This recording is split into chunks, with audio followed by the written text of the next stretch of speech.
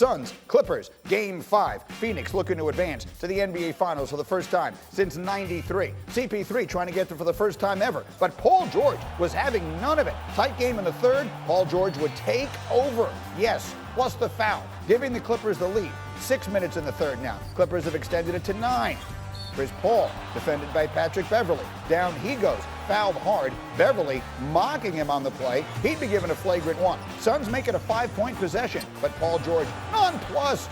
Oh, look at this. He drops Chris Paul and knocks down the 3. Take another look. Clippers opening the 9-point advantage. And then it's more from Paul George. 15 of 20 from the floor and a career night. Under a minute to go in the third. The lead is 8. Now it's 11. Clippers by 13 after 3. Fourth quarter. They're looking to hang on for their owner. Early fourth. Suns trying to hang around. Devin Booker. Yes, and it's good. He would finish with 31. 6 minutes to go. Clippers up 7. Paul George. The contact. And he's got it. 41 points for playoff P. Now we're going the other way. George pokes it away. Here comes Reggie Jackson for the grand slam. He had 23. The Clippers pulling away. Just over 4 minutes to go. Clippers putting a little icing on the cake. They set the Suns in the West, at least for the night. They live to fight another day. That day will be tomorrow. Game 6. Clippers stay alive. Paul George, what a night. They was going to finish this series off. They was going to have to work for it. And that was just the mentality we came into this. We wasn't going to back down. We wasn't just going to throw in the towel. The fact of the matter is they got to beat us.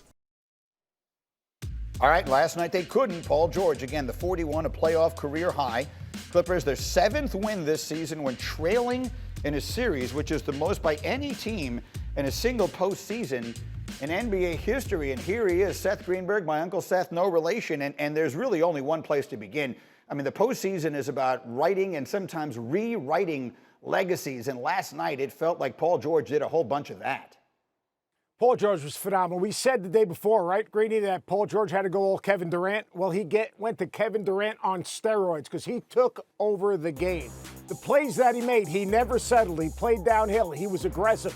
Early in the game, he got other guys involved. Well, you look at his line, 41-13, are you kidding me? And every single opportunity, he never settled. He attacked, whether it was Chris Paul, whether it was Devin Booker, whether it was Mikal Bridges. He went right at them. Second half, took over the game. The best player on your team, especially with Kawhi Leonard out, what does he have to do? He's got to make plays when the game is on the line.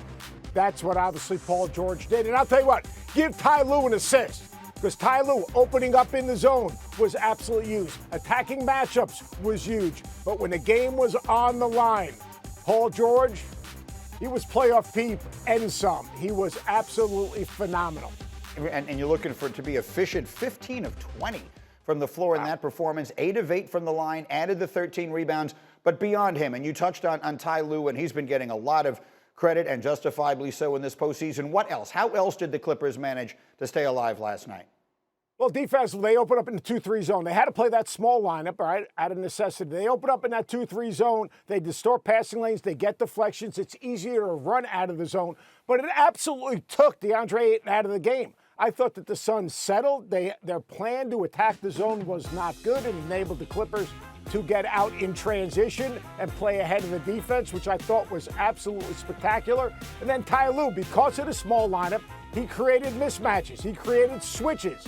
All right, so he got Booker switched out on Morris. Morris gets posted up. Morris had that huge first half, which was huge in this game. I thought Tyronn Lue, every single decision he made, opening up in zone, getting deflections out of the zone, playing ahead of the defense, and then creating mismatches in the half court, I thought Tyronn Lue was absolutely terrific. Now, Phoenix now has a day and a half, 48 hours to prepare for the zone.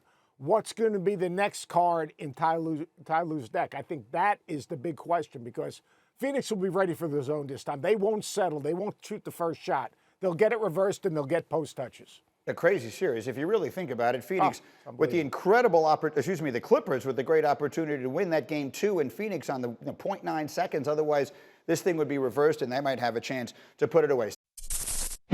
Thank you for watching ESPN on YouTube. For live streaming sports and premium content, subscribe to ESPN+.